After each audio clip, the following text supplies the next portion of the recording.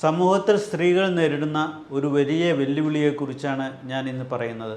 സ്ത്രീകൾ നേരിടുന്ന പ്രധാനപ്പെട്ട ഒരു വെല്ലുവിളി സംസാരിക്കുമ്പോഴും ചിരിക്കുമ്പോഴും നടക്കുമ്പോഴും മൂത്രം ലീക്കുക എന്നുള്ള ഒരു വളരെ ബുദ്ധിമുട്ടുള്ള ഒരു സിംറ്റമാണ്.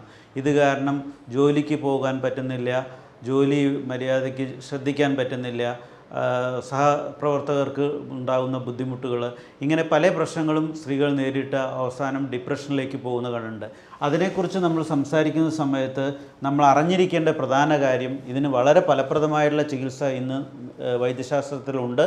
അതിൽ ആദ്യമായിട്ട് നിങ്ങൾ അറിഞ്ഞിരിക്കേണ്ടത് എങ്ങനെ മൂത്രം ലീക്ക് ചെയ്യുന്നു എന്നുള്ളതാണ്.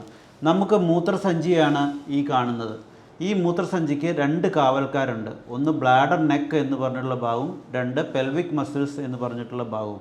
ഈ ബ്ലാഡർ നെക്കും പെൽവിക് മസിൽസും കൂടിയാണ് മൂത്രം ലീക്ക് ചെയ്യാതെ നമ്മളെ സംരക്ഷിക്കുന്നത്. നമുക്ക് മൂത്രം ഒഴിക്കാൻ തോന്നുമ്പോൾ ശരീരത്തിൻ്റെ ബ്രെയിൻ സിഗ്നൽ കൊടുക്കുന്നു, ഈ രണ്ട് കാവൽക്കാരും വഴി തുറന്നു കൊടുക്കുന്നു, മൂത്രമൊഴിക്കുന്നു.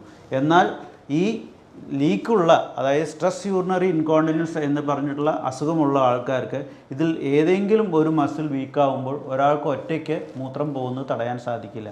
അപ്പോൾ അതിനെ സ്ട്രെങ്തൻ ചെയ്യാനുള്ള ചികിത്സാ രീതികളാണ് ഇന്ന് നിലവിലുള്ളത്. അത് വളരെ ഫലപ്രദമാണ്.